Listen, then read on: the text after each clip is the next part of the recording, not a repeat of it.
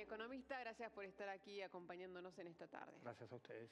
Bueno, tenemos información que nos sigue desde hace tiempo, ¿no? Porque es uno de los principales problemas o una de las principales preocupaciones que tenemos todos los argentinos. Pero en las últimas horas se han anunciado, por ejemplo, la baja de aranceles a la importación de determinados productos. Hemos tenido la información el viernes último, si mal no recuerdo, que tenía que ver con la baja de impuestos a la importación, o el sábado, de herbicidas y de otros insumos atinentes a la producción agrícola. Esto lo anunció el vocero presidencial a través de redes sociales. Y ahora nos desayunamos este lunes con la baja también impositiva para cuestiones que tienen que ver con electrodomésticos y neumáticos. ¿Cuál es su parecer? Yo tengo varias dudas respecto a esto, pero ¿cuál es su parecer sobre los anuncios de gobierno?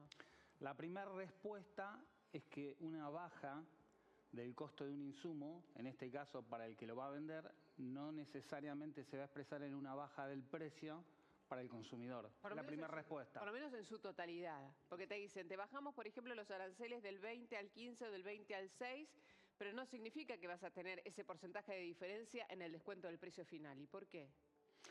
Porque no funciona así la economía. A vos lo que te están bajando es tu costo, el costo del insumo. No quiere decir que vas a bajar el costo del precio final. Es algo similar al debate que ocurrió con las prepagas. Se desregula el precio, pon el precio que quieras. Pusiste un precio muy caro, ahora tenés que bajarlo. Por lo tanto, hay que ver qué va a ocurrir con esos precios para ver también cómo se va a dar la dinámica. O sea, la pregunta, o mejor dicho, la expresión no sería, bueno, te bajan los impuestos, el gobierno dice, te bajamos estos impuestos, y el común de la gente dice, ay, mira, me va a bajar tanto porcentaje o este porcentaje del producto, y la respuesta es no. Sería, entonces, correcto decir, bueno, acá lo que tenés que preguntarte es si es mejor importarlo o producirlo nacionalmente. Esa sería la conclusión. Claro, y eso ya depende no solamente del precio de un momento, sino ya depende de un proyecto de país, de un proyecto de sociedad. Esto, inevitablemente, lo que va a traer aparejado es destrucción de industria nacional. Si bien no todos los productos electrodomésticos importados se producen a nivel nacional, por lo menos hay grados de ensamble, de producción. Vos decís, bueno, esto va a ser más barato. El consumidor se va a poner contento. Ahora, esto ya, por ejemplo, en una experiencia reciente ocurrió en los 90, donde vos decís, vienen productos importados, uno se maravilla por, uy, mirá este objeto, es muy lindo, es muy interesante, y qué barato, mucho más barato que el nacional. Ahora, esa misma persona tiene un familiar que trabaja en la industria nacional y va a quedar desempleado. Esto no es gratuito, el tema de la apertura de importaciones. Claro. Por otra parte, la pregunta, o sea, atenta contra el trabajo local, es lo que dice usted. Otra pregunta sería, vos compras un producto importado, pero ese producto importado tiene determinado insumo, ¿no? A vos se te descompone, por ejemplo, ese electrodoméstico. ¿Qué pasa con esa pieza que se te descompone? ¿Tiene que también ser importada o hay producción nacional para poder reemplazarla? Como es producto importado, quizá también el insumo lo es. En general es importado. No hay muchos países que produzcan todos los componentes electrónicos de los productos. Por ejemplo, chips, hay pocas naciones que se producen, por algo hay tanta tensión entre Estados Unidos y China, entre otros motivos. Entonces vos tenés chips. Una cosa es un capacitor, otra cosa es un transistor, otra cosa es un chip. Entonces hay cosas que acá no se producen, no hay tecnología para producirlas, se importan. El problema es, si vos lográs que el capacitor importado, algo más sencillo para producir acá, sea más barato importarlo que producirlo acá, no se va a producir capacitor. Claro. Estoy diciendo nombres. Sí. No, pero lo que yo digo es, puede después resultar, más allá de ese daño, que es importante tenerlo en cuenta y que vale la pena destacarlo, no puede llegar a ser obsoleto ese producto que quizás compraste importado al mediano plazo, digamos, en caso de descomponerse o no. También puede ocurrir eso. Puede ocurrir eso y también... Porque muchas veces uno dice, el que tiene la posibilidad de viajar, dice, no, yo no lo traigo a la Argentina porque en realidad después en mi país yo no lo puedo, no lo puedo usar o no me es simple después, no me es práctico al momento de descomponerse, por ejemplo, utilizar más allá de si la condición, viste, que tiene que ver con la tecnología y demás, si es propia de tu país o no. Digo, el artefacto en sí, si después tenés posibilidad de... A mí me pasó, por ejemplo, con un secador, que tuve que comprarlo afuera, pero porque estaba obligada a comprarlo, digo, porque lo necesitaba.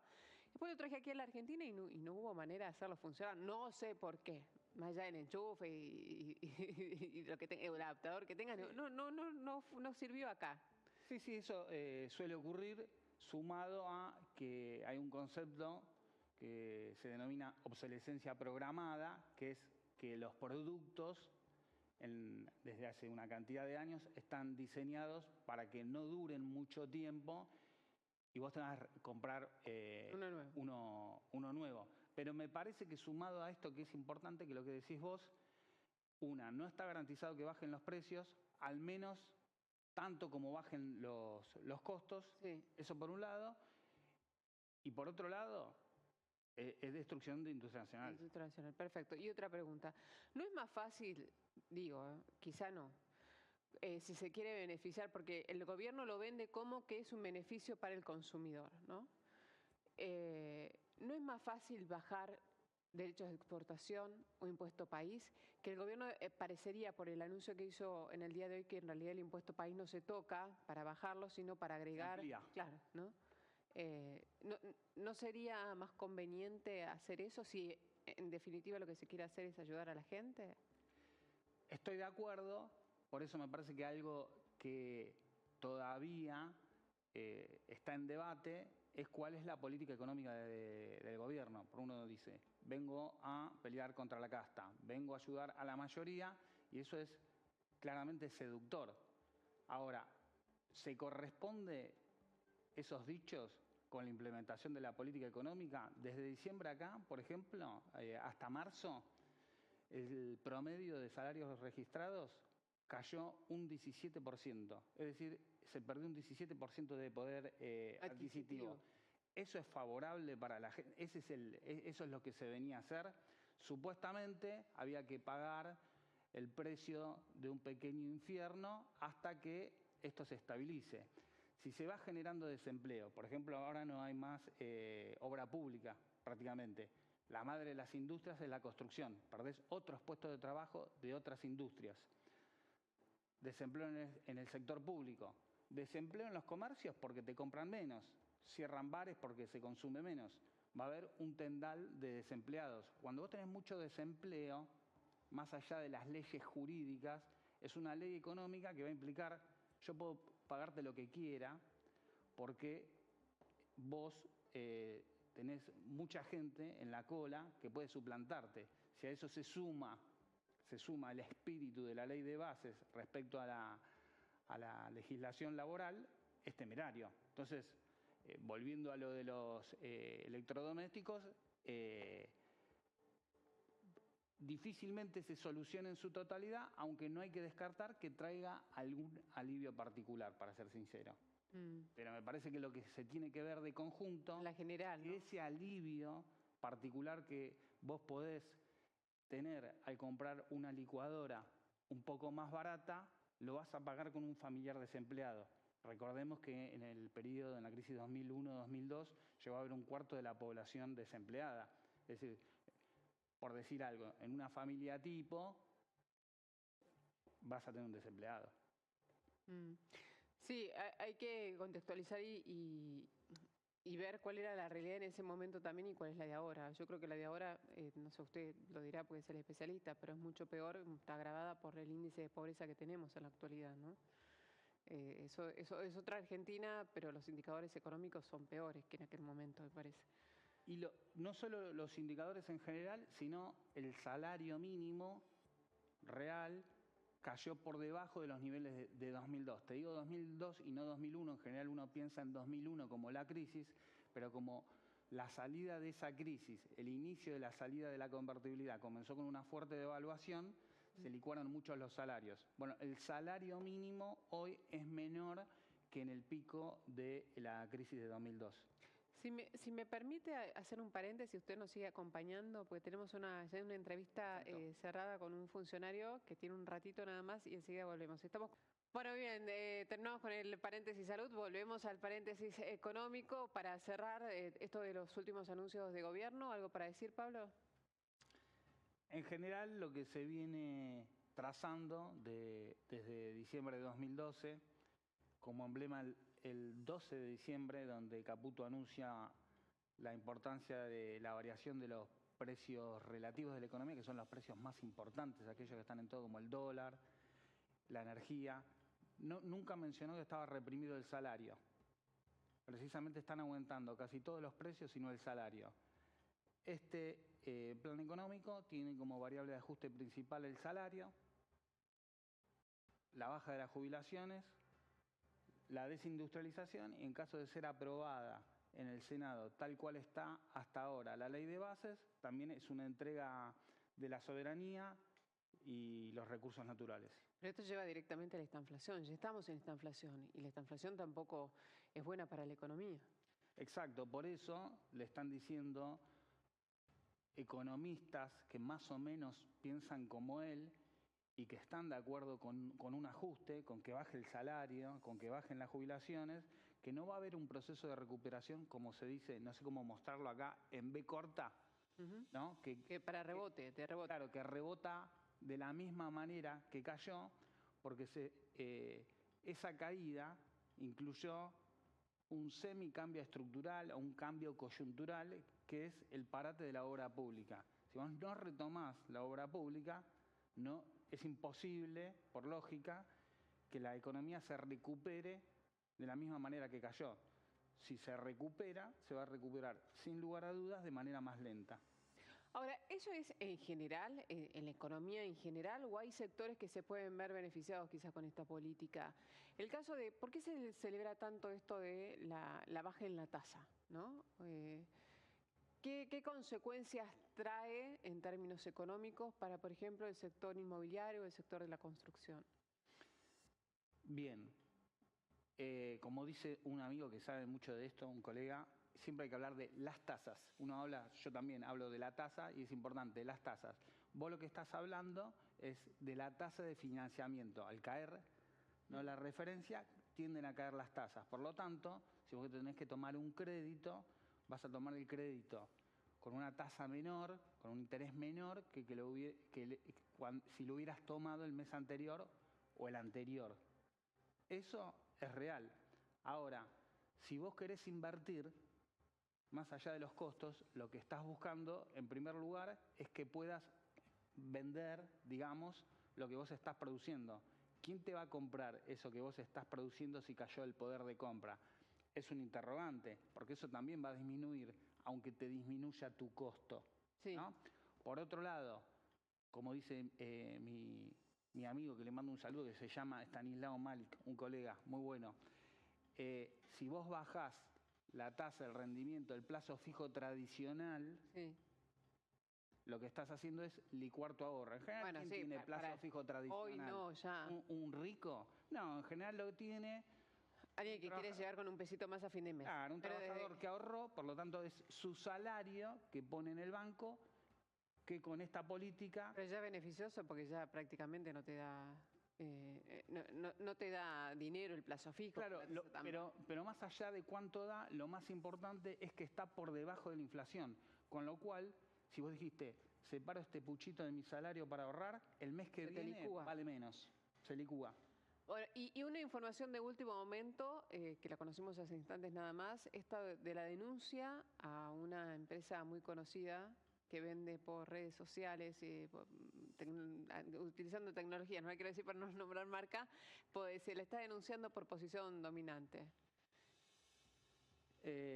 Ahora decimos, porque si no nos entendemos. Mercado Libre, ¿no? Los bancos salieron a denunciar a esta empresa por posición dominante. ¿Qué implica? Eso debe estar hablando no específicamente del rubro que hablaste vos, sino de la parte financiera de ese holding. Tienen una parte donde hay una discusión permanente que es similar a la de plazo fijo, como una billetera Claro, electrónica. exacto. Sí. Debe estar ese debate. Porque le quita posición a los bancos o los obliga a no bajar tanto la tasa, por eso. Claro, pero con regulaciones más laxas que la de los bancos. Entonces, esa es una discusión que tienen hace rato los bancos. No es el Banco Nación, el Banco Provincia, el Banco Ciudad, digo, bancos del sector público, sino bancos privados también. Sí. Cuando dicen que entre bueyes no hay cornadas, pero cuando pasa una situación dominante puede haber. Cuando uno está por encima del otro, puede haber. Bueno, perfecto. En virtud de todo lo que estamos viendo, ¿no? Y de lo que va a pasar, seguramente esta semana, porque el gobierno quiere que se apruebe esta ley y demás, ¿cómo ves la economía de aquí a fin de año? La economía de aquí a fin de año. Sin lugar a dudas, porque hay que medirlo siempre contra diciembre del año pasado. Vos me dijiste hasta fin de año, entonces acepto el desafío. Entonces va a haber que medirla contra diciembre de 2023. Entonces, en primer lugar, el salario, el poder adquisitivo del salario, ¿va a ser mayor, menor o igual que en diciembre de 2023? Depende de cada sector, ¿no? Depende de cada sector, pero en términos generales uno tiene que medir por un promedio ponderado. Es decir, atendiendo si acá hay mucha gente, si acá hay poca gente, cuánto gana este. Y eso te da más o menos un promedio social. El promedio social va a estar por encima, por debajo o igual que en diciembre de 2023. Esa es una gran pregunta. El nivel de actividad económica, lo mismo, por debajo, por arriba o igual. El consumo, ¿cómo va a estar? Digo esto porque es importante saber de dónde uno viene, porque probablemente la referencia, por ejemplo, respecto de inflación, va a ser, en diciembre hubo 25,5, si no recuerdo mal, fíjate que viene disminuyendo, a lo cual alguien sensato, que no sea oposición al gobierno, simplemente que sea sensato, le tiene que decir, pará, eso pasó por la devaluación que generaste vos. Antes no estaba así eso. En todo caso es noviembre, supongamos que no estaba el presidente actual, que no se estaba implementando la política actual. Entonces, lo que va a haber es que el nivel de empleo, el nivel de salario, el nivel de las jubilaciones, el nivel de consumo y el nivel de actividad. Pero respecto de ese momento, no respecto del pico negativo que encuentre este año. Si no, estamos un poquito mintiendo. Bueno, y además esto de la presión que ejerce o que dice el gobierno que están ejerciendo sobre el Ejecutivo, aquellos que están pidiendo una nueva devaluación por el atraso cambiario. Son los exportadores, básicamente, ¿no? Son los exportadores que lógicamente iban a pedir esto, o sectores con posición en dólares. Hubo una devaluación, hubo un incremento del tipo de cambio de en torno al 120%, más que se duplicó el tipo de cambio. Entonces, de un momento para el otro, con tus dólares, vos podés comprar el doble de lo que comprabas antes, de un momento para el otro. Eso es apenas ocurre el incremento del tipo, la devaluación. Pero si no se incrementa el tipo de cambio, se mantiene planchado y los precios van aumentando, con el mismo tipo de cambio vos cada vez vas comprando menos. Esa es parte de la discusión que está trasuntando entre los exportadores y otros sectores en posición con dólares. Entonces, vamos a ver, supuestamente no ocurriría, el presidente dijo que no va a ocurrir, el ministro de Economía dijo que no va a ocurrir, pero quizás sectores más poderosos que ellos dos, y no estoy hablando de los exportadores, sino del Fondo Monetario Internacional, viene exigiendo una devaluación. Veremos en un gobierno tan vinculado y tan admirador del Fondo Monetario Internacional. Bueno, también hay un fondo en el que dicen que fue demasiado fuerte la devaluación, ¿no? La primaria. por las consecuencias que trajo también para todos los argentinos, ¿no? Habrá que ver. Pablo Ferrari, gracias por estar aquí esta tarde. Gracias a ustedes. Muchas gracias.